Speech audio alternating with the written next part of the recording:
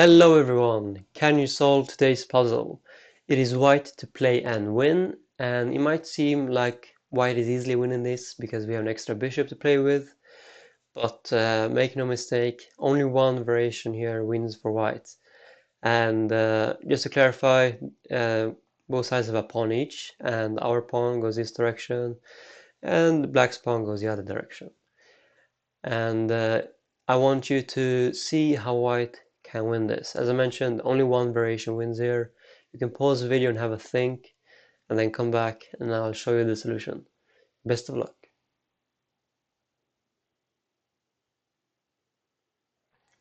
Okay, so what happens if we play g7?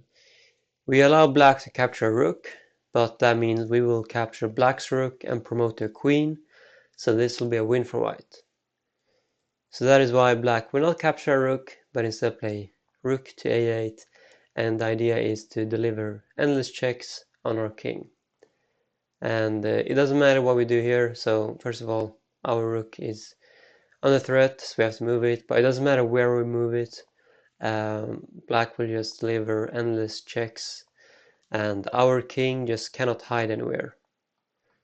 And yeah, this is going to be a draw. So we have to do something better than that. G7 doesn't work, and of course taking on F7 will not work either because that just loses our rook. So how about moving the bishop away, let's say to F6. Here black will capture on G6. And now our rook is under threat and our bishop is under threat. We can play rook to G7, check, king to H8, and we can play rook to F7, but the king will just go back to G8. And yeah, we cannot win this with white. Of course, if you capture here, we're not going to win with just a bishop. So yeah, this is a draw. So bishop to f6 doesn't work. And also, if we try with bishop to g7, here black will just take on g6, and this removes the defender of our rook. So if we move the rook away, then we will lose our bishop. If we take the rook, black will just take our rook, and again, that's a draw. So moving the bishop to g7 doesn't work either. Moving the bishop to anywhere will not work. Black will always take on g6. And yeah, this doesn't do anything. So we don't move the pawn, we don't move the bishop. So the solution has to be either moving the rook or moving the king. And moving the king isn't going to do anything. The king is just too far away. Black will always take on g6, and our rook is under threat here. And yeah, we're not gonna win this. When the black rook comes out, that's gonna be a draw. So we have to move the rook, but where? If we take on f7, then the black rook will just recapture, and yeah, this is a draw.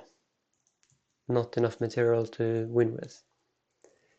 If we move the rook along the h file, doesn't matter where, to h3 maybe, black will again just take on g6, and yeah, the black rook comes out, and we just will not win this. Even though we have an extra bishop, bishop and rook versus rook is a draw, so it's not going to be a win here. That means the winning move has to be rook to g7 check, and this is indeed the correct move. So black will take the bishop, and here what do? We've just lost our bishop. What do we do now? Do we take on f7? No, because here black will just save the day. How about playing rook to h7? Here black goes back to g8, and what have we achieved here? We have the same position as before, but without a bishop. So how can white still win this? Here the winning move is to play g7, and this time black has to either take the rook and we promote the queen, or if this time if black goes to a8 like in the previous variation where we had the bishop, here our bishop is no longer on h8. That means if black plays rook to a8 or rook to e8, doesn't matter, we will have rook to h8 check. And black's only move is to capture g7, and that allows us to pick up the rook and we will win the game.